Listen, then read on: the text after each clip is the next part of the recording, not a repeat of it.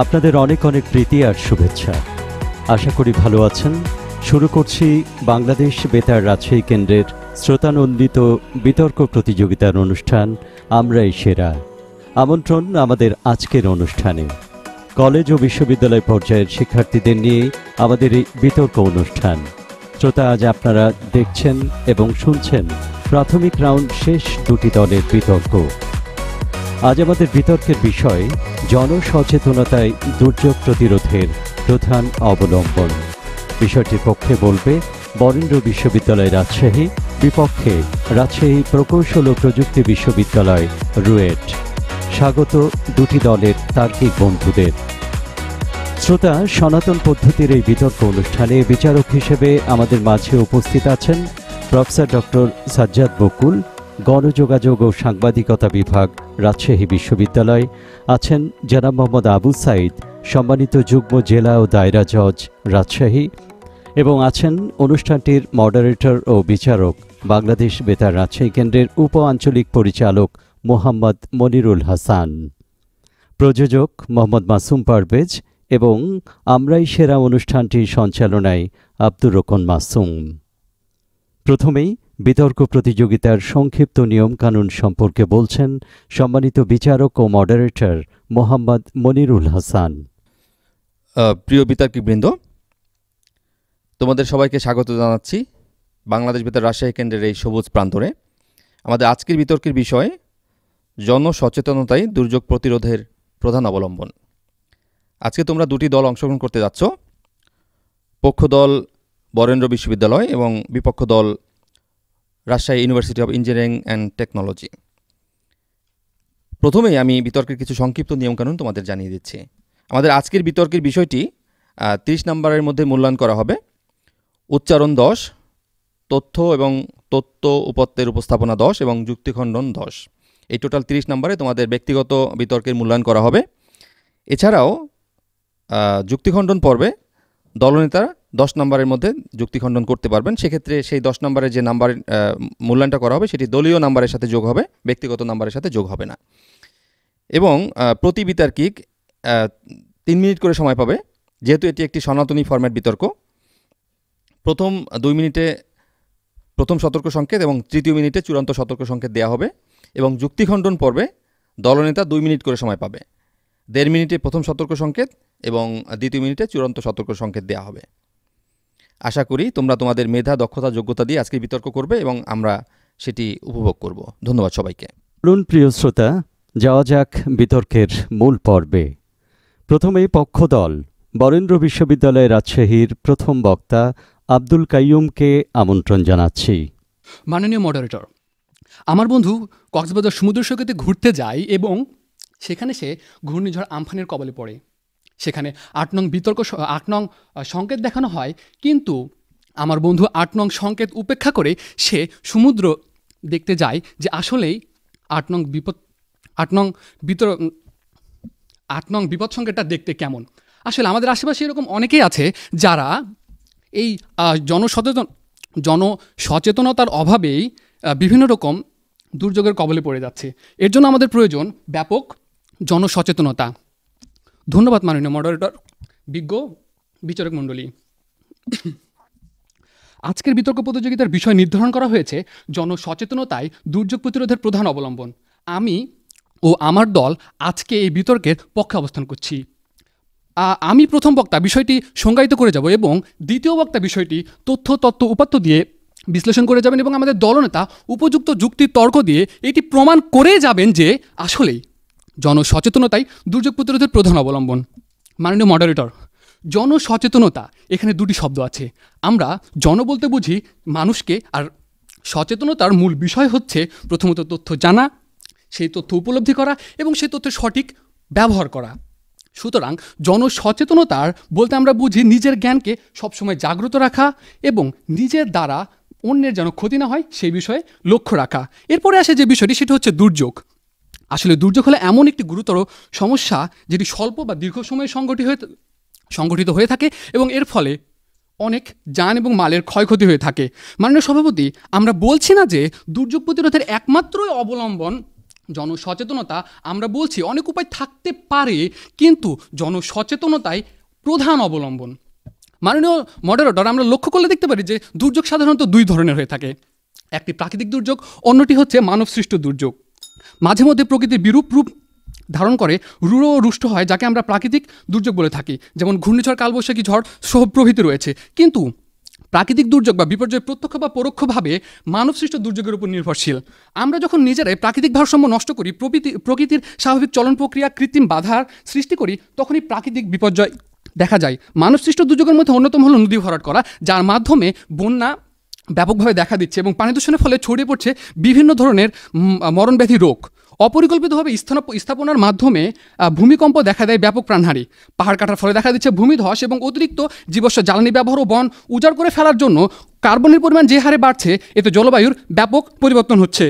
মাননীয় moderator, German ভিত্তিক ও আন্তর্জাতিক গবেষণা সংস্থা জার্মান ওয়াচ কর্তৃক প্রকাশিত বৈশ্বিক জলবায়ু ঝুঁকি সূচক 2021 শীর্ষক প্রতিবেদনে এই তথ্য উঠে এসেছে যে দীর্ঘমেয়াদী বৈশ্বিক জলবায়ু পরিবর্তনজনিত দুর্যোগের সবচেয়ে ঝুঁকিতে থাকা দেশের অন্যতম হলো বাংলাদেশ, এবং এইখানে বাংলাদেশের অবস্থান পঞ্চম এবং অর্থনৈতিক ক্ষতির দিক থেকে সপ্তমে অবস্থান করছে। আমার প্রতিপক্ষ বন্ধুদের কাছে প্রশ্ন রয়ে যায় যে জনসচেতনতা ছাড়া তারা কি এমন কোনো মাধ্যম দেখিয়ে যেতে পারবেন যে সেটি, আমি আবারও বলছি যে সেটি দুর্যোগ প্রতিরোধের প্রধান অবলম্বন? ধন্যবাদ। এবার বিপক্ষ দল রাজশাহী প্রকৌশল ও প্রযুক্তি বিশ্ববিদ্যালয় রুয়েটের প্রথম বক্তা ফাহিম মুনতাহির রহমান। ধন্যবাদ মাননীয় মডারেটর, আজকের এই মহান বিতর্কের উৎসবে আমাকে কিছু বলার সুযোগ করে দেওয়ার জন্য। আজকের বিতর্কের বিষয় নির্ধারিত হয়েছে জনসচেতনতাই দুর্যোগ প্রতিরোধের প্রধান অবলম্বন। আজকে আমাকে যারা দেখছেন এবং শুনছেন তাদের সকলকে জানাই আমার পক্ষ থেকে আন্তরিক শুভেচ্ছা এবং অভিনন্দন। মাননীয় মডারেটর, জনসচেতনতা বলতে বোঝায় নিজের জ্ঞানকে সর্বদা জাগ্রত রাখা, যেন নিজের দ্বারা নিজের, অন্যের এবং পরিবেশের কোনো ক্ষতি সাধিত না হয়। মাননীয় মডারেটর, আজকে পার্সিয়ান ভূগোলবিদ আবু রায়ান আল বিরুনির মতে দুর্যোগ হলো এমন একটি বিপর্যয় যা নির্দিষ্ট কোনো এলাকার বেশিরভাগ মানুষকে বিপদাপন্ন করে তোলে এবং এটি মোকাবেলা করা ওই এলাকার মানুষজনের জন্য নিজস্ব ক্ষমতার বাইরে চলে যায়। দুর্যোগকে দুই ভাগে ভাগ করা যায়, মানবসৃষ্ট দুর্যোগ এবং প্রাকৃতিক দুর্যোগ। প্রতিরোধ বলতে মাননীয় সভাপতি আজকে আমরা বুঝি অপ্রীতিকর কিছু ঘটনা ঘটার আগেই যে সকল ব্যবস্থা গ্রহণ করা হয় যাতে অপ্রীতিকর ঘটনাগুলো রোধ করা যায়, এবং প্রধান অবলম্বন বলতে বোঝায় মুখ্য ভূমিকা পালন করে। আজকে মাননীয় সভাপতি আমরা বোঝাতে চাই যে জনসচেতনতাই এখানে আসলে প্রধান অবলম্বন না, বরঞ্চ সরকারের সংশ্লিষ্ট কর্তৃপক্ষ এবং সেই সকল কর্তৃপক্ষের যথাযথ পদক্ষেপই আপনাকে প্রধান অবলম্বন হিসেবে কাজ করতে পারে। আজকে আপনাকে এই কর্তৃপক্ষের পদক্ষেপগুলাই টেকসই সমাধান দিতে পারে, দীর্ঘস্থায়ী সমাধান দিতে পারে। আজকে আমাদের বিতর্কটা এইখানে। মাননীয় সভাপতি, দেখেন আজকে দুর্যোগ প্রধানত দুইটি সমস্যা তৈরি করে। প্রথমত মানুষের জীবনের ক্ষতি সাধন করে, দ্বিতীয়ত সম্পদের ক্ষতি সাধন করে। এই সমস্যার সমাধান হিসেবে আজকে আপনি কি দেখছেন? এই সমস্যার সমাধান হিসেবে আমরা যেটা দেখি, দুর্যোগ শুরু হওয়ার আগে আমাদের কি করণীয়, সেই করণীয় ব্যবস্থাগুলো গ্রহণ করা। আমরা কি ব্যবস্থা গ্রহণ করতে পারি যেটা সরকার থেকে গ্রহণ করা সম্ভব, জনসচেতনতা দিয়ে গ্রহণ করা সম্ভব নয়? সেইগুলো হচ্ছে আপনার অবকাঠামোগত টেকসই উন্নয়ন। অর্থাৎ আজকে আপনার কোনো একটা এলাকাতে ঘূর্ণিঝড় হচ্ছে কিংবা ভূমিকম্প হচ্ছে, আপনি যখন পূর্বাভাসটা পাচ্ছেন যে ঘূর্ণিঝড় হবে বা বন্যা হবে, ওই এলাকার সংশ্লিষ্ট মানুষদেরকে আপনি একটি নিরাপদ আশ্রয়স্থল দিবেন। আপনার মানুষ যদি সচেতন হয়, তারা জানবে আমাকে নিরাপদ আশ্রয়স্থলে যেতে হবে। কিন্তু যদি এইখানে সরকারের ভূমিকা না থাকে, আপনার আশ্রয়স্থলগুলো না থাকে, তাহলে কিন্তু কখনোই আপনি তাদেরকে সেইখানে পৌঁছে দিতে পারবেন না। তাদেরকে পৌঁছে দেওয়ার জন্য আপনার সঠিক পরিকল্পনা দরকার। তাদেরকে রেস্কিউ করার জন্য এইখানে আপনার অনেক ধরনের গাড়ি দরকার হতে পারে, হেলিকপ্টার দরকার হতে পারে, অনেক সরঞ্জাম দরকার হতে পারে, যেগুলো শুধুমাত্র সরকারের সংশ্লিষ্ট যে অধিদপ্তরগুলো আছে তারাই ব্যবস্থা করে দিতে পারে। আজকে পক্ষ দলের প্রথম বক্তা বলে গেলেন তার বন্ধু 8 নং বিপদ সতর্কতা সংকেত থাকা সত্ত্বেও সে হচ্ছে কক্সবাজার দেখতে গিয়েছিল। দেখেন এখানে কিন্তু সচেতনতা আসলে কাজ করতে পারেনি, এই জন্য এখানে আইনের প্রয়োগ দরকার। তিনি বলে গেলেন যে নদী ভরাট, বন উজাড়, এইগুলা আজকে আপনাদের যেই প্রাকৃতিক বিপর্যয় এর প্রধান কারণ। আপনি নদী ভরাট সচেতনতা দিয়ে বন্ধ করতে পারবেন না। আপনি যদি আইনের কঠোর প্রয়োগ করেন তাহলে আজকে মানুষ নদী ভরাট করবে না। আপনি যদি আইনের কঠোর প্রয়োগ করেন তাহলে মানুষ বন উজাড় করবে না। কারণ তখন যখন দেখবে যে আমি যদি নদী ভরাট করি আজকে আমাকে জরিমানা করা হচ্ছে, আজকে আমাকে জেলে নিয়ে যাচ্ছে, আমার মান সম্মান চলে যাচ্ছে, তখন কিন্তু মানুষ এই ধরনের কাজ করে না। এবং এই জন্যই মাননীয় সভাপতি আজকে আমাদের যে প্রধানমন্ত্রী মাননীয় শেখ হাসিনা, উনি কিন্তু champion of the earth award পান, কারণ উনি এই যে বিভিন্ন বিপর্যয়ের যে ক্ষতি, এই ক্ষতির পরিমাণ কমায় আনতে পেরেছেন। তাই বলতে চাই আজকে কোনোভাবেই জনসচেতনতা প্রধান অবলম্বন হতে পারে না। প্রধান অবলম্বন দুর্যোগ প্রতিরোধের জন্য সরকারের সংশ্লিষ্ট কর্তৃপক্ষের প্রয়োজনীয় পদক্ষেপ। ধন্যবাদ সকলকে। ধন্যবাদ মাননীয় মডারেটর। এবার পক্ষের দ্বিতীয় বক্তা তাজলিমা সুলতানা। ক্ষতির পরে আফসোস নয়, দুর্যোগ প্রতিরোধে সচেতন হই। ধন্যবাদ মাননীয় মডারেটর, আজকের এই মহান বিতর্কে আমাকে সুযোগ প্রদানের জন্য। মাননীয় মডারেটর, আজকে আমাদের বিতর্কের বিষয় নির্ধারণ করা হয়েছে জনসচেতনতাই দুর্যোগ প্রতিরোধের প্রধান অবলম্বন। দ্বিতীয় বক্তা হিসেবে আমি তথ্য উপাত্ত এবং পরবর্তীতে দলনেতা এসে এটা তার যুক্তি বিশ্লেষণের মাধ্যমে এটা বুঝিয়ে দিয়ে যাবেন যে দুর্যোগ প্রতিরোধের জন্য জনসচেতনতাই প্রধান অবলম্বন। আমরা কিন্তু বলছি না একমাত্র অবলম্বন। মাননীয় মডারেটর, লক্ষ্য করুন, প্রথমে এসে বিপক্ষ দলের প্রথম বক্তা আমাদের কথাতেই কিন্তু কথা বলে গেছেন। তিনি বললেন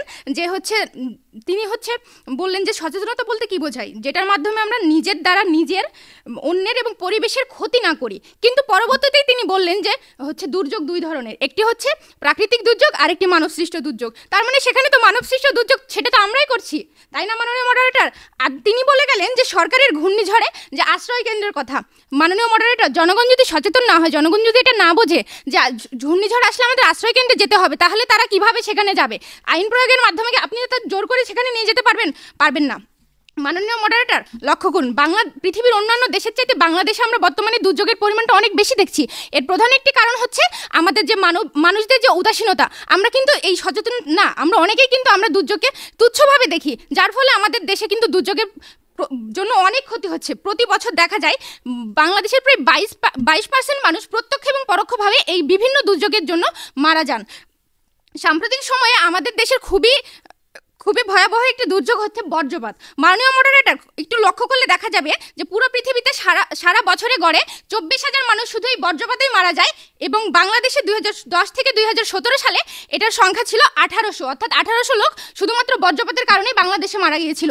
মাননীয় মডারেটর, এই লোকগুলো যদি সচেতন থাকতো, তারা যদি তাদের নির্দিষ্ট জায়গায় অবস্থান করতো, বজ্রপাতের জন্য নির্দিষ্ট পদক্ষেপ তারা গ্রহণ করতো, মানতো, তারা কিন্তু এই মানুষগুলো বেঁচে থাকতো, যেহেতু তো মানুষের জানের দাম বেশি। মাননীয় মডারেটর, বাংলাদেশের সরকার দলীয় নেতা জাহাঙ্গীর কবির নানক বলেছেন যে বজ্রপাত কমাতে জনগণের সচেতনতার বিকল্প নেই, অর্থাৎ তিনি বলেছেন যে জনগণের সচেতনতাই পারে যেটা কমাতে। অর্থাৎ আমরাও সেটাই বলছি যে জনগণের সচেতনতাই পারে যে দুর্যোগ প্রতিরোধের প্রধান অবলম্বন হতে পারে, অন্য কোনো উপায় নেই। হ্যাঁ, অন্য উপায় আসতে পারে, সরকারি বিভিন্ন নীতি, সরকারি বিভিন্ন প্রকল্প বাস্তবায়ন, কিন্তু সেখানে যদি জনগণ সচেতন না হয়, জনগণ যদি সেটা না মানে, তাহলে আমরা কোনোভাবেই জনগণকে সেটা মানাতে পারবো না। এখন কি আমাদের দেশে আইন নেই? নদী ভরাটের আইন তো এখনো আমাদের দেশে আছে, কিন্তু তারপরেও কেন নদী ভরাট করছে, কেন হচ্ছে এটা আমাদের দেশে, সেটা আমাকে একটু বলে যাবেন। জাতিসংঘের একটি তথ্য মতে 1900 সাল থেকে বর্তমান সময় পর্যন্ত আমরা দেখতে পাচ্ছি যে ব্যাপক পরিমাণে সমুদ্রপৃষ্ঠের উচ্চতা বাড়ছে, যার ফলে বাংলাদেশ, ভারত, নেদারল্যান্ড, মালদ্বীপ সহ বিভিন্ন দেশে আমরা দেখতে পাচ্ছি যে নানা ধরনের প্রাকৃতিক দুর্যোগ দেখা দিচ্ছে, যা 2050 সালের মধ্যে দেখা যাবে প্রায় 90 কোটি মানুষকে গৃহহীন করে ফেলবে, এবং প্রায় খাদ্যশস্যের উপর এটা বিরূপ প্রভাব ফেলবে, যার ফলে খাদ্য সংকটও দেখা দিবে। অর্থাৎ আমার প্রতিপক্ষের কাছে প্রশ্ন থাকবে যে আপনারা একটি মাত্র দুর্যোগ আমাকে দেখিয়ে যাবেন যা জনগণের সচেতনতা ছাড়াই আমরা প্রতিরোধ করতে পারি। ধন্যবাদ মাননীয় মডারেটর, ধন্যবাদ সবাইকে। এবারে বিপক্ষের দ্বিতীয় বক্তা আহনাফ তানজিদ। মাননীয় মডারেটর, আপনাকে ধন্যবাদ আমাকে এই বিতর্কের মঞ্চে কথা বলার সুযোগ দেওয়ার জন্য। আজকে আমাদের বিতর্কের বিষয় জনসচেতনতায় দুর্যোগ প্রতিরোধের প্রধান অবলম্বন। মাননীয় সভাপতি, মাননীয় মডারেটর, বিপক্ষে অবস্থান করছি। মাননীয় মডারেটর, খেয়াল করে দেখুন, তাদের পক্ষ দলের দ্বিতীয় বক্তা একটি কথা বলে গেলেন যে কিভাবে আপনারা আসলে সচেতনতা ছাড়া আসলে একটি দুর্যোগকে মোকাবেলা করবে। মাননীয় মডারেটর, তাদের কথাকে ফিরে যায়, তাদের কথাকে যুক্তি খণ্ডন করি। তারা কিন্তু কখনো এটা বলেননি যে শুধুমাত্র জনসচেতনতা দিয়ে তারা আজকে এই দুর্যোগকে মোকাবেলা করবে। অর্থাৎ আসলে সামগ্রিক যে একটা অবস্থান, সবার যে চেষ্টা সর্বাত্মক, এই ব্যাপারটা অবশ্যই প্রয়োজন। এই ক্ষেত্রে আমরা কেউ দ্বিমত পোষণ করছি না। আমরা বলছি যদি আজকে আপনি দুর্যোগকে মোকাবেলা করতে চান, তাহলে আপনি যে একটা টেকসই পরিবর্তন আনবেন, এই সমস্যাটা একটি দীর্ঘস্থায়ী সমাধান করবেন, সেই ক্ষেত্রে প্রধান অবলম্বন কোনটি হবে? মাননীয় সভাপতি, সভাপতি খেয়াল করে দেখুন, সেখানে তারা আজকে বলছেন যে নদী ভরাটের মতো জায়গাগুলো, অপরিকল্পিত নগরায়ন, এই ব্যাপারগুলো মানব সৃষ্টি যে দুর্যোগ ডেকে নিয়ে আসে। মাননীয় সভাপতি, আমার প্রথম প্রশ্ন, তাদের দলে আজকে 3-6 মিনিটের বিতর্ক শেষ হয়ে গেল, এখন পর্যন্ত তারা এটি প্রমাণ করতে পারলেন না নদী ভরাট আপনি জনসচেতনতা দিয়ে কিভাবে সিস্টেমেটিক ওয়েতে আপনি জিনিসটাকে সমাধান করবেন, আপনি কিভাবে অপরিকল্পিত নগরায়ন এই ব্যাপারটিকে জনসচেতনতার মাধ্যমে শুধুমাত্র, বা এইটা জনসচেতনতা এখানে কিভাবে কাজ করে, রোল প্লেটা কি? মাননীয় সভাপতি, এই ব্যাপারটি তারা কোনো বক্তব্য দিলেন না। মাননীয় সভাপতি 6 মিনিটের বক্তব্যে তাদের বক্তব্য বা দলীয় অবস্থানকে সমর্থন করে এই ধরনের কোনো কেস মেকিং পাইনি মাননীয় সভাপতি। মানে সভাপতি খেয়াল করে দেখুন আজকে আমরা সরকার বা সংশ্লিষ্ট মন্ত্রণালয়, মানে সভাপতি আমাদের দুর্যোগ ব্যবস্থাপনা ত্রাণ মন্ত্রণালয় আছে, এই ব্যাপারটিকে একদম সংশ্লিষ্ট মন্ত্রণালয় আছে আলাদা করে, কেন বাংলাদেশ সরকার আজকে এই সমস্যাটাকে, যেটা একটি সমস্যা, মানে এটা খুব জরুরি একটা ব্যবস্থা নিতে হয়, এই ব্যাপারটাকে চিহ্নিত করে মাননীয় সভাপতি। মানে সভাপতি খেয়াল করে দেখুন তারা আজকে বজ্রপাতের কথা বলছে। মানে সভাপতি আমি আপনাকে আরও অনেকগুলো দুর্যোগের কথা বলতে, যেটা বাংলাদেশের জন্য রিলেভেন্ট মাননীয় সভাপতি। বন্যা হতে পারে, যেটা কিনা আসলে হিমালয়ের হিম কতটুকু গলছে সেটার উপর ডিপেন্ড করে। আজকে ঘূর্ণিঝড় হতে পারে, সাইক্লোন হতে পারে, এইসব পূর্বাভাসের ব্যাপারগুলো আছে মাননীয় সভাপতি। এই ব্যাপারগুলো সাধারণ জনগণ আগে থেকে রিসার্চ করতে পারে না। আপনি যে জনসচেতনতা তৈরি করতে চাচ্ছেন, এটা যেন তাকে আগে জানাতে হবে মাননীয় সভাপতি। এই জানানোর সুযোগটা কোথায় মাননীয় সভাপতি? জনগণ নিজে থেকে সম্পূর্ণ জিনিসটা জানার অধিকার রাখে না, বা জানার মতো যে ব্যাপারটি, এই ব্যাপারটা শুধুমাত্র জনগণের উপর নির্ভর করতে পারেন না। এখানে আপনার প্রয়োজন একটি গভর্নিং বডি যারা কিনা ব্যাপারটাকে মনিটর করবেন এবং জনগণের হয়ে এই দায়বদ্ধতা নেবেন যে এই ধরনের যে কোনো সমস্যা বা উদ্ভূত ব্যাপারে তোমাদেরকে পূর্বাভাস দেওয়া হবে। এরই প্রেক্ষিতে মাননীয় সভাপতি 2012 সালে আজকে বাংলাদেশ সরকার সার্ক মনসুন ইনিশিয়েটিভে স্বাক্ষর করে মাননীয় সভাপতি। সেখান থেকে কি হয়, আজকে সার্কভুক্ত দেশগুলো যতগুলো পূর্বাভাস ব্যাপারগুলো আছে, শুধুমাত্র সাইক্লোন তো আসলে শুধুমাত্র বাংলাদেশে হিট করে না, আপনার পার্শ্ববর্তী দেশগুলোর সাথে একসাথে হিট করে। তো ওই ডাটাগুলো আপনি পেলে আপনি পূর্বাভাস দিতে পারেন মাননীয় সভাপতি। আমরা বিশ্বাস করি এই ধরনের ইনিশিয়েটিভগুলো আপনাকে টেকসই যে পরিবর্তন বা টেকসই যে সমাধান, যে এইগুলো আসলে পরের বছর আবার নতুন করে চিন্তা করতে হবে না, এটি দিয়ে দীর্ঘ সময়ে আপনার পরিবর্তনগুলো আসবে।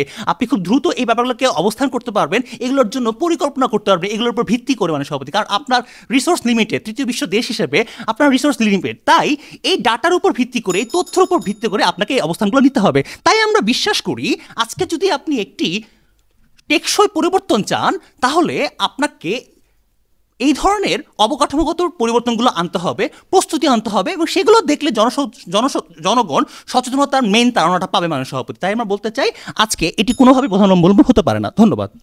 এবারে পক্ষের তৃতীয় বক্তা মোহাম্মদ সাদমান রাফিদ খান। ধন্যবাদ মাননীয় মডারেটর আমাকে সুযোগ করে দেওয়ার জন্য। আজকের বিতর্কের বিষয় নির্ধারিত হয়েছে জনসচেতনতায় দুর্যোগ প্রতিরোধের প্রধান অবলম্বন। আমি এবং আমার দলের পক্ষে অবস্থান করছি। আমার দলের প্রথম বক্তা এই বিষয়টি সংজ্ঞায়ন করে গেছেন, দ্বিতীয় বক্তা যথাযথ যুক্তি উপস্থাপনের মাধ্যমে বিষয়টি বিশ্লেষণ করে গেছেন, এবং আমি দলনেতা হিসাবে বিষয়টির উপর আমার দলীয় সমন্বয় সাধন এবং যথাযথ যুক্তিতর্ক উপস্থাপনের মাধ্যমে প্রমাণ করে যাব যে জনসচেতনতাই দুর্যোগ প্রতিরোধের প্রধান অবলম্বন। মাননীয় মডারেটর, আমরা কিন্তু কথা বলছি দুর্যোগ প্রতিরোধের জন্য, দুর্যোগ মোকাবেলার জন্য নয়।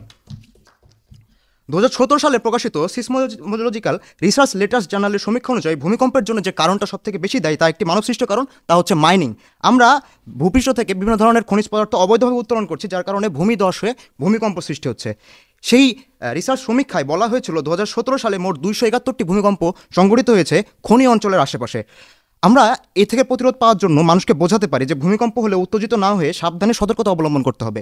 ভূমিকম্প মোকাবেলায় বর্তমানে মাইক্রোজোনেশন ম্যাপ অনুসরণ করে বাড়ি তৈরির পরামর্শ আসছে, যাও জনসচেতনতার একটি পদক্ষেপ বলে আমি মনে করছি। প্রসঙ্গত, বজ্রপাতের মতো প্রাকৃতিক দুর্যোগ মোকাবেলা করার জন্য সচেতনতার কি কোনো বিকল্প আছে? আমি বিপক্ষ দলের কাছে প্রশ্ন রাখতে চাই। প্রাকৃতিক দুর্যোগ যে বিপুল পরিমাণ প্রাণহানি হচ্ছে, বিপুল পরিমাণ জাতীয় সম্পদের বিনষ্ট হচ্ছে, তার একটি সমীক্ষা রয়েছে দুর্যোগ ও ত্রাণ মন্ত্রণালয়ের একটি রিপোর্টে। গণসচেতনতার অভাবে আবহাওয়া দপ্তর প্রদত্ত আবহাওয়ার পূর্বাভাসের প্রতি গুরুত্ব না দেওয়ার কারণে প্রতি বছর প্রাকৃতিক দুর্যোগে মানুষের জীবনহানি এবং জাতীয় সম্পদের হানি বেড়ে চলেছে। বাংলাদেশ উন্নয়ন গবেষণা প্রতিষ্ঠান BIDS এর একটি সমীক্ষা থেকে দেখা যায়, প্রাকৃতিক দুর্যোগের পূর্ব প্রস্তুতি সম্বন্ধে যদি জনগণকে আমরা অবহিত করতে পারি, তাহলে 76% ক্ষয়ক্ষতি আমরা কমাতে পারবো। আমাদের সাবেক মহামান্য রাষ্ট্রপতি আব্দুল হামিদ একটি বক্তব্যে বলেছিলেন, প্রাকৃতিক দুর্যোগ বন্ধ এবং নিয়ন্ত্রণ করা আমাদের পক্ষে সম্ভব নয়, যেহেতু আমরা মানুষ। কিন্তু প্রাকৃতিক দুর্যোগ সম্বন্ধে যদি মানুষজনকে সচেতন করা যায়, মানুষজনকে যদি এই বিষয়ে প্রকৃত শিক্ষা দেওয়া যায়, জনসচেতনমূলক শিক্ষাক্রম যদি আমরা মানুষজনের কাছে পরিচিত করতে পারি, তাহলে প্রাকৃতিক দুর্যোগের যে ক্ষয়ক্ষতি তা কমিয়ে আনা সম্ভব। সেই সাথে মাননীয় প্রধানমন্ত্রী শেখ হাসিনা এই বিষয়ে বলেছেন, সরকার নানা ধরনের দুর্যোগ মোকাবেলার চেষ্টা চালিয়ে যাচ্ছে, কারণ সম্পদ চলে গেলে সম্পদ পাওয়া যায়, কিন্তু জীবনহানি হয়ে গেলে জীবন ফিরে পাওয়া যায় না। আর এই জন্য দরকার জনসচেতনতা। মাননীয় মডারেটর, আমরা দেখতে পাচ্ছি আমাদের মহামান্য রাষ্ট্রপতি, সাবেক রাষ্ট্রপতি এবং মাননীয় প্রধানমন্ত্রী দুইজনই আমাদের জনসচেতনতার বিষয়টিকে বেশি গুরুত্ব আরোপের নির্দেশ দিয়েছেন। আমরা যদি মাননীয় মডারেটর করোনাকে একটি প্রাকৃতিক দুর্যোগ হিসেবে বিশ্লেষণ করি বা ধরি, তাহলে দেখা যায় করোনার প্রথম দিকে কোনো ধরনের প্রতিষেধক কিন্তু ছিল না। মাননীয় মডারেটর, আমরা কিন্তু পুরোপুরি পৃথিবীর কাছে অসহায় ছিলাম। সে সময় যথাযথ স্বাস্থ্যবিধি মেনে চলা, আমাদের সতর্কতামূলক কার্যক্রম, মাস্ক পরিধান করা, সামাজিক দূরত্ব বজায় রাখা, এগুলোই কিন্তু প্রাথমিকভাবে করোনা ছড়াতে বাধা করেছিল। আমরা সে সময় সরকারের বিভিন্ন ধরনের জনসচেতনমূলক ক্যাম্পেইন দেখেছি। সেই ক্যাম্পেইনের একটা মূল প্রতিপাদ্য আপনাদের কাছে উপস্থাপন করতে চাই। শুনুন, মানুন, বাঁচুন, নিজে মাস্ক পরি, অন্যকে সচেতন করি, প্রয়োজন ছাড়া বাইরে নয়, টিকা গ্রহণ করি অবশ্যই। অর্থাৎ করোনা প্রতিরোধেও জনসচেতনতা অন্যতম প্রথম সহায়ক ছিল প্রথম দিকে। মাননীয় মডারেটর, আমি বলতে চাই দুর্যোগ আসলে বলে কয়ে আসে না। দুর্যোগ তো কেবল প্রাকৃতিক নয়, আমরা তো দেখতে পাচ্ছি দুর্যোগ দুই প্রকার। আমাদের প্রধান বক্তা বলেছেন দুর্যোগ দুই প্রকার, একটি প্রাকৃতিক, একটু মানুষ সৃষ্ট। আমরা বলতে চাই মাননীয় মডারেটর, শেষ মুহূর্তে বাংলা একটি প্রবাদ আছে, ভাবিয়া করিও কাজ, করিয়া ভাবিও না। তাই আমি মনে করি দেশের প্রতিটি মানুষ যদি নিজের কর্মকাণ্ড এবং পরিবেশের বিপর্যয় সম্বন্ধে সচেতন হন, তাহলে পরিবেশের বিপর্যয় যেমন রক্ষা করা যাবে, সে সাথে পরিবেশের যে দুর্যোগগুলো ঘটছে আমাদের বিপরীত, আমাদের বিরূপ আচরণের কারণে, সেগুলো মোকাবেলা করা যাবে। ধন্যবাদ মাননীয় মডারেটর, ধন্যবাদ সবাইকে। এবারে বিপক্ষের তৃতীয় বক্তা মঈন আহমদ। আপনাকে অসংখ্য ধন্যবাদ মাননীয় মডারেটর, আজকের এই বিতর্কের মঞ্চে আমাকে বিতর্ক করবার সুযোগ করে দেওয়ার জন্য। মাননীয় মডারেটর, বিতর্ক আর নির্ধারিত বক্তৃতা দুইটি বিষয়ের মধ্যে একটু পার্থক্য আছে। আপনি যখন নির্ধারিত বক্তৃতা দেন, আপনি শুধু স্ক্রিপ্ট দেখে নিজের যুক্তিগুলো বলেন। আপনি যখন বিতর্ক করতে যাবেন, তখন আপনার ওপর এটা একটা ইম্পর্ট্যান্ট কাজ যে আপনি বিপক্ষ দলের কিছু যুক্তি ভাঙবেন বা খণ্ডন করবেন। আজকে আমাদের দিক থেকে যে যুক্তিগুলো ছিল, অবকাঠামোগত টেকসই উন্নয়ন, পরিকল্পনা এবং বাস্তবায়নের ভূমিকা এবং জনসচেতনতার তাড়না সৃষ্টি, আইন প্রয়োগ, এই যুক্তিগুলোর আমরা কোনো প্রকার খণ্ডন আজকে পক্ষদল থেকে পাইনি। মাননীয় সভাপতি, মাননীয় মডারেটর, লক্ষ্য করে দেখুন তারা আজকে কি বলল। তারা আজকে বেশ কিছু উক্তি দিল যে অমুক বলেছেন এটা, অর্থাৎ জনসচেতনতাই প্রধান কারণ, কিন্তু তার পেছনের যে কারণ, সেই কারণগুলো আমরা পাই নাই। তারা বারবার বলছে যে আজকে আবহাওয়া অধিদপ্তর থেকে আপনার জনগণ পূর্বাভাস পায় না, আপনার সঠিকভাবে সচেতনতার জন্য মানুষকে জানানো হয় না। মানুষ যদি জানতো তাহলে হতো না। প্রশ্ন হচ্ছে জানাবে এটাকে, পূর্বাভাসটা কে প্রদান করবে? পূর্বাভাসটা প্রদান করার জন্যই আমাদের যে দলীয় অবস্থান, অর্থাৎ সরকারের যথাযথ কর্তৃপক্ষের সঠিক ভূমিকা। আজকে আপনার আবহাওয়া অধিদপ্তর এই ধরনের পূর্বাভাসগুলো সঠিকভাবে দিবে, তখন কিন্তু আপনার এই ধরনের ক্ষতি আপনি মোকাবেলা বা প্রতিরোধ সেটা করতে পারবেন। মাননীয় সভাপতি, আজকে তারা কি বললো মাননীয় সভাপতি? অনেকগুলো তথ্য দিল, এর মাঝে বেশ কিছু তথ্য আমাদের কাছে অপ্রাসঙ্গিক, ভুল লেগেছে। দ্বিতীয় বক্তা বলে গেলেন যে প্রতি বছর নাকি দুর্যোগে 22% মানুষ মারা যায়। এই ক্যালকুলেশনে চলে 4-5 বছরে বাংলাদেশ জনশূন্য হয়ে যাওয়ার কথা। ভুল তথ্য কই পেল জানি না। মাননীয় সভাপতি, লক্ষ্য করে দেখুন, আজকে আপনি যদি লক্ষ্য করুন, বাংলাদেশের সবচেয়ে বড় দুর্যোগ সেই 2007-8-9 দিকে ঘূর্ণিঝড় সিডর আইলার পর হয়েছিল। এরপর আওয়ামী লীগ সরকার বর্তমান সেই সময় থেকে এখন পর্যন্ত প্রায় 2-3 টার্ম ধরে ক্ষমতায় আছে। এর মাঝে আমরা অনেক দুর্যোগ দেখেছি, কিন্তু ক্ষতিটা সেই রকম বড় আকারে হয়নি। কারণ কি? কারণ হচ্ছে বর্তমান সরকারের মাননীয় প্রধানমন্ত্রীর কিছু অবদান যদি আমি লক্ষ্য করি, 2 লক্ষ ঘূর্ণিঝড় সহনশীল বাসগৃহ তৈরি করে দিয়েছেন, উপকূলে 327টি ঘূর্ণিঝড় আশ্রয়কেন্দ্র তৈরি করে দিয়েছেন, 2000টি বন্যা আশ্রয়কেন্দ্র তৈরি করে দিয়েছেন, খাবারের জন্য 64টি জেলায় 66টি খাদ্য গুদাম তৈরি করে দিয়েছেন।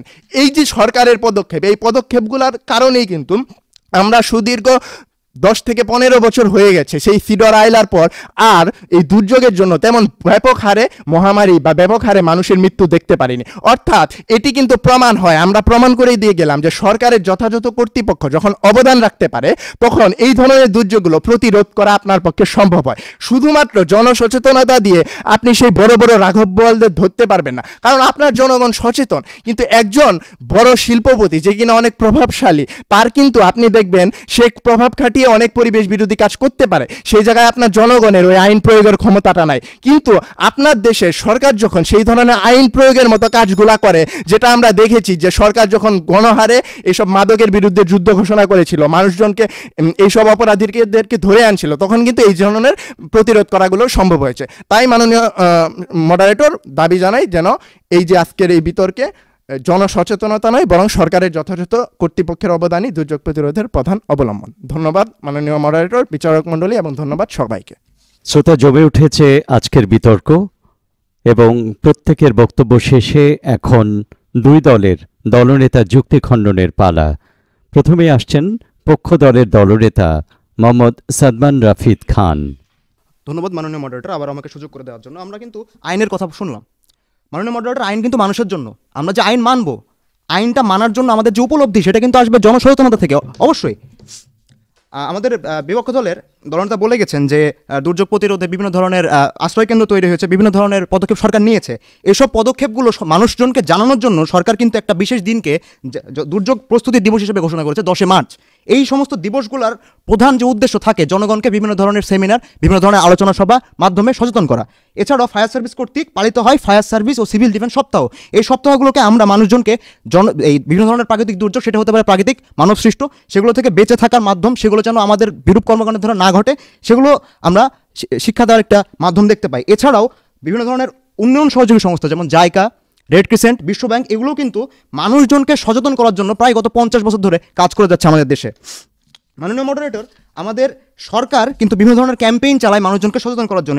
এটা এই মানুষজনকে সচেতন করার জন্য ইউনিয়ন পরিষদে ইউনিয়ন সেন্টারগুলো রয়েছে, যেগুলো দুর্যোগ পূর্ববর্তী যে সমস্ত আবহাওয়ার পূর্বাভাস আছে সেগুলো প্রদান করে। জনগণ যেন আশ্রয়কেন্দ্রে যায়, যেন আশ্রয়কেন্দ্রে যাওয়ার উপলব্ধি এই জিনিসটা যেন তাদের মধ্যে আসে, এ ধরনের প্রক্রিয়া তৈরি করার জন্য কিন্তু এই সেন্টারগুলো তৈরি করা হয়েছে, যার প্রধান উদ্দেশ্যই থাকে মাননীয় মডারেটর জনগণকে সচেতন করা। জনগণ যদি নিজের ভালো না বুঝে, দুর্যোগ আসছে, সরকারের পূর্ব প্রস্তুতি আছে, দুর্যোগ মোকাবেলায় সরকারের পরিকল্পনা আছে, পরিকল্পনা মন্ত্রণালয় আছে, কিন্তু জনগণকে যদি আমরা বোঝাতে না পারি, জনগণ যদি নিজে থেকে উপলব্ধি না করতে পারে কখন তার কি করা উচিত, কখন তার জীবন হানি করতে পারে, কখন তার সম্পদ হানি করতে পারে, এটা যদি জনগণকে উপলব্ধি করতে আমরা না পারি, তাহলে মাননীয় মডারেটর সব ধরনের কর্মকাণ্ড বিফলে চলে যাবে বলে মনে করি। তাই আমি বলতে চাই, জনসচেতনতাই দুর্যোগ প্রতিরোধের প্রধান অবলম্বন। ধন্যবাদ। এবার বিপক্ষ দলনেতা মঈন আহমদ। ধন্যবাদ মাননীয় মডারেটর এবং বিজ্ঞ বিচারক মণ্ডলী আমাকে আবারও সুযোগ প্রদান করবার জন্য। মাননীয় সভাপতি, এখন পর্যন্ত বিতর্কে ওই যুক্তি খণ্ডন নামক জিনিসটি পেলাম না। যে জিনিসটি পেলাম, তারা বারবার বলল যে সরকার অনেক পদক্ষেপ নিচ্ছে যাতে জনগণ সচেতন হয়। বিতর্কটি এই জায়গায় মাননীয় মডারেটর, বিগত 10 থেকে 15 বছরে আমরা দুর্যোগগুলো প্রতিরোধ যথাযথভাবে করতে পেরেছি। কারণ কি, সরকার পদক্ষেপগুলো নিয়েছিল, সরকার এই ক্যাম্পেইনগুলো করেছিল। এর আগে সরকার এই ক্যাম্পেইনগুলো করে নাই ঠিকঠাক মতো, সরকার যথাযথ পদক্ষেপগুলো নেয় নাই, যে কারণে এর আগে আমরা ঘন ঘন খরা, বন্যায় কবলিত, ঘূর্ণিঝড় এইসব বেশি দেখতে পেতাম। এখনও হয়, প্রাকৃতিক দুর্যোগ আপনি আটকাইতে পারবেন না, আপনার বন্যা হবে, ঘূর্ণিঝড় হবে, কিন্তু এখন আমরা দেখছি মাননীয় প্রধানমন্ত্রীর অবদানে বন্যা সহনশীল, খরা সহনশীল ধানের জাত উদ্ভাবন হচ্ছে। অর্থাৎ আগে বন্যা খরা হলে মানুষজন যে না খেয়ে মারা যেত, সেই জিনিসটি এখন হচ্ছে না। এটি হচ্ছে আপনার সরকারি পদক্ষেপের সার্থকতা। অর্থাৎ সরকারি পদক্ষেপের মাধ্যমে আপনি এইভাবে যে দুর্যোগ প্রতিরোধ করা, সেই প্রতিরোধটা করতে পারবেন, যেটি শুধুমাত্র আপনার জনসচেতনতা দিয়ে সম্ভব না। জনসচেতনতা সৃষ্টি করে আপনি ওই ধানের জাতটি উদ্ভাবন করে দিতে পারবেন না, যেটি আপনার সরকারের কর্মপরিকল্পনা গবেষণার মাধ্যমে সেই জিনিসগুলো উদ্ভাবন হবে এবং আপনার দুর্যোগ প্রতিরোধ হবে। এই জায়গায় মাননীয় মডারেটর, আজকে আমাদের যে স্ট্র্যাটেজি, এটাই সার্থকতা। আজকে তারা বারবার বলে গেল যে জনগণ সচেতন হলে সব রকম জনগণ আইন না মানলে তো জনগণকে ওই জায়গায় অসচেতন। প্রশ্নটি এই জায়গায়, জনগণ যখন আইন মানছে না, তখন আপনার সরকার হিসেবে আপনি ওই জায়গায় শাস্তি প্রদান বা যথাযথ অবদানটি রাখতে পারছেন কিনা। আপনি সরকার হিসেবে যখন ওই জায়গায় আইন প্রয়োগ না করবেন, তখন আপনার জনগণ ওই জায়গা থেকে আরও সেই অপরাধগুলো বেশি করার সুযোগ পাবে। আপনি যখন সরকার হিসেবে সেই অবদানগুলো রাখবেন, যেটি আমাদের বর্তমান মাননীয় প্রধানমন্ত্রী রাখছেন, অর্থাৎ এই যে পরিবেশ নিয়ে যারা ছেলে খেলা করছে তাদেরকে জেলের ভাত খাওয়াচ্ছেন বা এই ধরনের শাস্তি দিচ্ছেন, তখন কিন্তু আমরা দেখছি মানুষ কিন্তু এই ধরনের অবদানগুলোর মাধ্যমে পরিবেশের বিরুদ্ধে কোনো কাজ করার জন্য ভয় পাচ্ছে। এবং এইভাবে পরিবেশ রক্ষা বা দুর্যোগ প্রতিরোধে সরকারের পদক্ষেপগুলো প্রধানতম অবলম্বন হিসেবে কাজ করছে। ধন্যবাদ মাননীয় মডারেটর, ধন্যবাদ মাননীয় বিচারক মণ্ডলী, ধন্যবাদ সবাইকে। প্রিয় শ্রোতা দর্শক, জমজমাট বিতর্ক পর্ব শেষ, একটু পরেই ফলাফল। আর এই সময়টুকুতে আমরা শুনব সম্মানিত 3 বিচারকের সংক্ষিপ্ত অভিমত। প্রথমেই অনুরোধ করছি প্রফেসর ডক্টর সাজ্জাদ বকুলকে। আজকে যে বিষয়টি নিয়ে আমরা বিতর্ক প্রতিযোগিতা শুনলাম, তার চমৎকারভাবে সবাই উপস্থাপন করেছে দুই পক্ষই। আমি তাদের উচ্চারণ বিশেষ করে দুইটা গ্রুপেরই বেশ ভালো দেখেছি। তবে একটা জায়গায় আমার কাছে একটু অস্পষ্টতা লেগেছে।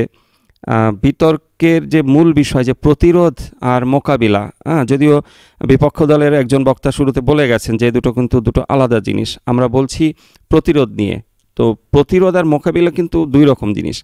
মোকাবিলা কখন, যখন দুর্যোগটা হয়ে গেল, এখন আমরা কি পদক্ষেপ নেব, আর প্রতিরোধ হলো যেন না হয়, এরকম দুর্যোগটা যেন না হয়, সেটার জন্য কি করব। এবারে বলছেন সম্মানিত বিচারক জনাব মোহাম্মদ আবু সাইদ। আমরা আসলে সমন্বিতভাবে খুবই আমরা উপভোগ করেছি তোমাদের বিতর্ক, এবং আমাদের মনে হয়েছে যে তোমাদের উভয় দলই তোমাদের বেশ প্রফেশনাল, অর্থাৎ এই ধরনের পেশাদারিত্বে আমরা প্রতিফলন দেখেছি, যেটা আমাদের প্রত্যাশা ছিল, আমাদের প্রত্যাশা অনেকটা পূরণ হয়েছে। তোমার শুরুটা একটু বিচলিত ছিল, শুরুর দিকে বিচলিত ছিল, শেষের দিকে তোমার গতি চলে এসেছিল। যদিও আমরা যে বিতার্কিক সুলভ যে অঙ্গভঙ্গি আমরা সেটা দেখেছি, তবে আমাদের যে আমরা বলেছি যে আই কন্ট্যাক্ট আরেকটু বেটার হওয়া দরকার বা আরেকটু ভালো হওয়া দরকার। যেন আমাদের তোমাদের বুঝতে পারতে আমাদের 3টা দল আছে, কিন্তু একটা মানে 3টা পার্টি আছে এখানে আমাদের। একটি হচ্ছে আমাদের বিজ্ঞ বিচারক মণ্ডলী আছেন, তোমার বিপক্ষ দল আছে, এবং আমাদের কিন্তু যে আমাদের সামনের যারা দর্শক মণ্ডলী যারা আছে তাদের সবার দিকে অন্তত কিছুটা সময় হলে একটু ফোকাস করতে হবে আমাদের। আরেকটা সচেতনতা, প্রথম বক্তা হিসেবে তোমার দলের অবস্থানটাকে আরও একটু স্পষ্ট করে যেতে হবে, এবং তোমার দ্বিতীয় বক্তা কী বলবে, তৃতীয় বক্তা কী বলতে যাচ্ছে, সেটা তোমাকে আর প্রথম বক্তা হিসেবে এই দায়িত্বটা একটু বেশি চলে আসে। তবে যে আমরা যখন কোনো তথ্য যখন উপস্থাপন করব, অবশ্যই তার উৎস বলে দিতে হবে। অর্থাৎ তোমরা বলেছো 22% মানুষ মারা গিয়েছে, বা বলা হচ্ছে যে আমাদের যে জাতীয় যে বিভিন্ন ধরনের, তুমি যে আমাদের যদি দেশের বা যে কোনো উদাহরণ দিতে হলে কোন পত্রিকার রিপোর্ট, কোন জায়গার রিপোর্ট, এই যে রিপোর্টটার তারিখটা সহ, তারিখটা না বলে অন্তত উৎসটা, সোর্সটা বলতে হবে। কিন্তু একটা বিষয় যে আমরা বারবার আমাদের বলে দেওয়া হয়েছে যে মডারেটর বলতে হবে বা বিজ্ঞ বিচারক মণ্ডলী বলতে হবে, কিন্তু বারবার কেন আমরা সভাপতি বলছি আমরা, এই ভুলটা কিন্তু সবারই প্রায় হয়ে যাচ্ছে। বারবার যে মাননীয় সভাপতি, এটা একটু দৃষ্টিকটু এবং শ্রুতিকটু মনে হচ্ছিল বারবার সভাপতি বলাটা। অবশ্যই কিন্তু তোমার এটা যে নিয়মটা মানতে হবে, এটা কিন্তু বিতর্কের একটা নিয়ম, এই নিয়মটা মানতে হবে। আমাদের যদি ভালো নাম্বার পেতে চাই আমরা, নিয়মটাও কিন্তু আমাদেরকে ফলো করতে হবে আর কি। এবারে অনুরোধ করছি সম্মানিত বিচারক ও মডারেটর জনাব মোহাম্মদ মনিরুল হাসানকে। খুবই জমজমাট একটি বিতর্ক উপভোগ করলাম এতক্ষণ। আমাদের আজকের বিতর্কের বিষয় ছিল জনসচেতনতায় দুর্যোগ প্রতিরোধের প্রধান অবলম্বন। দুটি দল তোমরা বিতর্ক করেছো, পক্ষ দল বরেন্দ্র বিশ্ববিদ্যালয় এবং বিপক্ষ দল Rajshahi university of engineering and technology, RUET. খুবই সুন্দর বিতর্ক উপভোগ করলাম। তবে ফলাফল তৈরি করার আগে আমরা যে মূল্যায়ন, এটি হচ্ছে বিতর্কের একটি পার্ট। কারণ হচ্ছে আমাদের কোথায় ল্যাকিংস আছে, কোথায় ভুলভ্রান্তি আছে, সেটি সংশোধন করে দেওয়াটাও হচ্ছে মডারেটর কিংবা যারা বিজ্ঞ বিচারক মণ্ডলী রয়েছেন তাদের দায়িত্বের মধ্যে পড়ে। This is a part of the debate, that's why আমি এটা মূল্যায়ন করতে যাচ্ছি। তো প্রথমে ধরে যদি বিতর্কর মূল্যায়নটা করি, তাহলে বলবো যে আজকের টুর্নামেন্টের প্রথম বক্তা হিসেবে আসলে তোমার শুরুটা আমাদের কাঙ্ক্ষিত লক্ষ্য পূরণ করতে পারেনি। তোমার যে তোতলানোর একটা বিষয় ছিল, হামলিং ছিল কথার মাঝে, বাট প্রথম বক্তা হিসেবে নার্ভাসনেসের একটা কাজ করে, সেটাও আমরা কনসিডারেশনে আমরা রেখেছি বিচারক মণ্ডলী। তবে আরেকটু প্র্যাকটিস করলে মনে হয় এটা ঠিক করতে পারতে তুমি। কিন্তু পরবর্তীতে তোমার যে বিতর্কের যে ফ্লো, সেটা কিন্তু চলে আসছে, আমরা আলোচনাও করেছি, সেদিকটা ভালো ছিল। তবে তোমার প্রথম বক্তা হিসেবে তোমার দলীয় অবস্থানটা আরেকটু স্পষ্ট করা উচিত ছিল, যেটা করেছে দ্বিতীয় বক্তা এসে তুমি যুক্তিখণ্ডন দিয়ে শুরু করেছো। কিন্তু তোমার উচ্চারণে যে প্রবলেমটা সবচেয়ে বেশি ধরা পড়েছে আমার কাছে, সেটা হচ্ছে তুমি বজ্রপাত, থান্ডার, সেটাকে বর্জ্যপাত বলেছো, এবং এটা একবার না 3-4 বার বলেছো। এটা খুবই কানে লেগেছে। বজ্র এবং বর্জ্য দুইটার মধ্যে কিন্তু পার্থক্য আছে। বর্জ্যটা হচ্ছে ওয়েস্ট, ময়লা, আর বজ্র হচ্ছে থান্ডার। হ্যাঁ, তো এটাকে গুলিয়ে ফেলেছো তুমি, বাট এটা আমি আশা করি না ইউনিভার্সিটি লেভেলে এসে এটা বলাটা। বাট আরেকটু প্র্যাকটিস করলে বা একটু যদি অ্যালার্ট থাকতে তুমি, তাহলে এটা ঠিক করতে পারতে। এছাড়া তোমার স্ক্রিপ্ট উপস্থাপনা ভালো ছিল। সবশেষে তোমার বক্তব্যে তুমি বিপক্ষ দলকে প্রশ্নোত্তর করেছো, that is the best point তোমার বক্তব্য। এরপরে পক্ষ দলের তৃতীয় বক্তা, তুমি দুর্যোগ প্রতিরোধ মোকাবেলার বিষয়ে বলেছো। তবে তুমি বিভিন্ন ডাটা এবং তথ্য উপস্থাপন করেছো, কিন্তু একটা বিষয় মাথায় রাখবে যে পরিসংখ্যান, ডাটা, তথ্য এবং এগুলো হচ্ছে বিতর্কের ইন্টিগ্রাল পার্ট। বাট এখানে একটা পয়েন্ট আছে, তুমি যখন কোনো ডাটা পরিসংখ্যান উপস্থাপন করবে, সেটার সোর্সটা কিন্তু তোমাকে দিতে হবে, অথেন্টিক সোর্স। এখন তুমি একটা পরিসংখ্যান দিলা যে হ্যাঁ 22% লোক দুর্যোগে মারা যাচ্ছে, আমি এটা ফেসবুকে পেয়েছি, এই ডাটা দিলে আবার হবে না, কারণ ওটা তো অথেন্টিক না।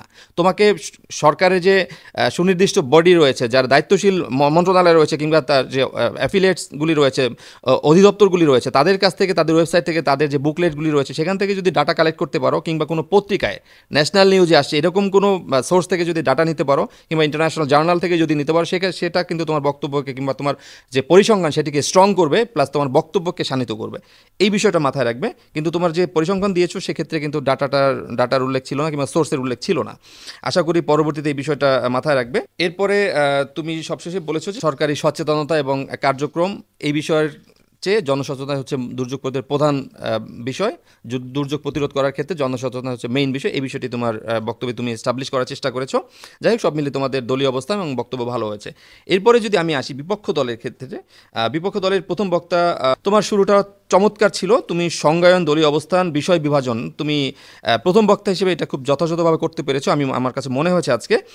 এরপরে তুমি উদাহরণ দিয়েছো, প্লাস হচ্ছে তুমি এখানে জনসচেতনতার চেয়ে সরকারি পদক্ষেপটাই হচ্ছে ভাইটাল এবং এটাই হচ্ছে মুখ্য, এই বিষয়টাকে তুমি এস্টাবলিশ করার চেষ্টা করেছো। সব মিলে তোমার বক্তব্য সুন্দর হয়েছে, আমরা উপভোগ করেছি। এরপর দ্বিতীয় বক্তা, তুমি যুক্তিখণ্ডন দিয়ে শুরু করেছো প্রতিপক্ষ দলের, এই বিষয়টা তোমার সুন্দর ছিল। তারপরে তোমার বক্তব্যের তথ্য এবং তথ্যের উপস্থাপনা ভালো ছিল, এবং তুমি বলেছো যে সরকারের একটি গভর্নিং বডি থাকবে যেটা অ্যাফিলিয়েটস, আমি একটু আগে বলেছি, সেই অ্যাফিলিয়েটস তারা হচ্ছে বিভিন্ন পদক্ষেপগুলি নেবে। এবং তুমি 2012 সালের যে সার্ক ইনিশিয়েটিভের একটা উদাহরণ দিয়েছো, আন্তর্জাতিক যে বিষয়গুলি রয়েছে। এরপরে হচ্ছে যে তুমি বলেছো যে আমাদের রিসোর্সেস হচ্ছে লিমিটেড, এই লিমিটেড রিসোর্স দিয়ে সরকার যত সুন্দরভাবে পদক্ষেপ নিয়ে প্ল্যানিং করে একটা পদক্ষেপ নেবে, সেটাই হচ্ছে আমাদের দুর্যোগ প্রতিরোধের ক্ষেত্রে কার্যকর ভূমিকা রাখতে পারে। তুমি এই বিষয়টাকে এস্টাবলিশ করার চেষ্টা করেছো। এরপরে তৃতীয় বক্তা এসে তুমি বিতর্কের ব্যবচ্ছেদ করেছো। আসলে এই বিষয়টি আসলে আমরা আশা করিনি, কারণ বিতর্ক কি আর হচ্ছে নর্মাল বক্তব্য কি, এটা কিন্তু এখানে যারা বিজ্ঞ বিচারক মণ্ডলী রয়েছেন তারাই কিন্তু ভালো জানেন। এখানে নতুন করে তোমাকে স্পষ্টীকরণের কোনো কিছু প্রয়োজন নাই, কারণ তুমি বলেছো বিতর্ক করতে এসে এটা করতে হবে, এটা করতে হবে, এটা কিন্তু সাধারণ বক্তব্য না। আমরা তো ডিবেট করতে এসেছি, তো এখানে তোমার নতুন করে বিতর্ক কি এটা সংজ্ঞায়ন স্পষ্টীকরণের দরকার ছিল না। তুমি সরাসরি তোমার ফোকাস পয়েন্টে চলে যেতে, তাহলে কিন্তু তোমার বক্তব্যটা আরও একটু ভালো হতো। তারপরে তুমি 22% তথ্য অপোজিশন যারা রয়েছে তাদের ওইটাকে তুমি যুক্তি খণ্ডন করার চেষ্টা করেছো। এরপরে তুমি কিছু ডাটা দিয়েছো, সব মিলে তোমার উপস্থাপনা ভালো ছিল। প্লাস তোমার দলীয় যে ট্র্যাক, দলীয় যে অবস্থান, প্রথম বক্তা থেকে শেষ বক্তা পর্যন্ত তোমার দলীয় অবস্থানটা ঠিক ছিল। যুক্তিখণ্ডন পর্বে বিপক্ষ দলের দলনেতা তুমিও তোমার বক্তব্যের ক্ষেত্রে তোমার দলীয় অবস্থানটাকে এখানেও সেভাবেই ধরে রেখেছো। প্লাস হচ্ছে সরকারি পদক্ষেপ, যে এই যে পয়েন্টসটা প্রথম বক্তা তোমাদেরকে বলেছে, তোমাদের যে প্রথম বক্তা ডিবেট করেছো সেইটাকে তোমরা এস্টাবলিশ করেছো এবং তোমাদের দলীয় ট্র্যাক কিন্তু ঠিক ছিল। তো সব মিলে আমাদের বিতর্কটা উপভোগ করেছি। আমি যদি ডিবেট করতাম তাহলে আমি বলতাম যে মাননীয় মডারেটর, আপনি দেখেন আজকে বাংলাদেশে আইন কিন্তু প্রচলিত রয়েছে, আজকে ধূমপান পাবলিক প্লেসে ধূমপান করা যাবে না, কিন্তু সেই আইন করা রয়েছে, কিন্তু বাংলাদেশে কোন আইনের মাধ্যমে আপনি নিশ্চিত করেছেন যে পাবলিক প্লেসে ধূমপান করা হচ্ছে না? মাননীয় মডারেটর, বিপক্ষ দল তোমরা সরকারি পদক্ষেপের কথা বলেছো, তোমরা আমি যেটা বললাম এই যে ধূমপানের কথা পাবলিক প্লেসে, এটা কিন্তু বন্ধ হয়নি, পুলিশটাও কিন্তু ধূমপান করে, তারা জরিমানা করবে, কিন্তু এইটা কিন্তু তোমরা উদাহরণ দিতে পারতে। এটা তোমার বক্তব্যকে যে সরস বা হিউমার সেন্স এটাও প্রকাশ পেত, প্লাস তোমার যুক্তিকে শানিত করতো। যাই হোক, সব মিলে আমাদের আজকের বিতর্ক অনেক উপভোগ্য হয়েছে। পরবর্তীতে তোমরা যখন ডিবেট করবে, বিতর্ক করতে আসবে, আরও প্রস্তুতি নিয়ে আসবে। তো ফলাফল আমাদের কাছে চলে এসছে। তো আমি এ পর্যায়ে ফলাফল ঘোষণা করার, শ্রেষ্ঠ দল ঘোষণা করার জন্য অনুরোধ করছি আমাদের আজকের বিচারক সাইদ ভাইকে। তার হচ্ছে রাজশাহী প্রকৌশল ও প্রযুক্তি বিশ্ববিদ্যালয় এবং তোমাদের আজকে বিজয়ী দল তারা। শ্রেষ্ঠ বিতর্কিকের নাম ঘোষণা করার জন্য আমি আহ্বান জানাচ্ছি আমাদের আরেকজন বিচারক জনাব সাজ্জাদ বকুলকে। আজকে শ্রেষ্ঠ বক্তা হয়েছেন ফাহিম মন্তাসির, বিপক্ষ দলের প্রথম বক্তা। অনেক ধন্যবাদ সম্মানিত বিচারক, আমরা কথা শুনলাম এবং ফলাফলও পেলাম। অভিনন্দন বিজয়ী ও বিজিত আজকের বিতর্কে অংশ নেওয়া দুটি দল। সম্মানিত বিচারক, অনুষ্ঠানটির প্রযোজক, সেই সাথে শ্রোতাবন্ধু আপনারা এতক্ষণ অনুষ্ঠানটি উপভোগ করলেন, ধন্যবাদ আপনাদেরও। শ্রোতা, আবারও কথা হবে, দেখা হবে আগামী মাসের প্রথম মঙ্গলবার বেলা 2:30টায়। খোদা হাফেজ।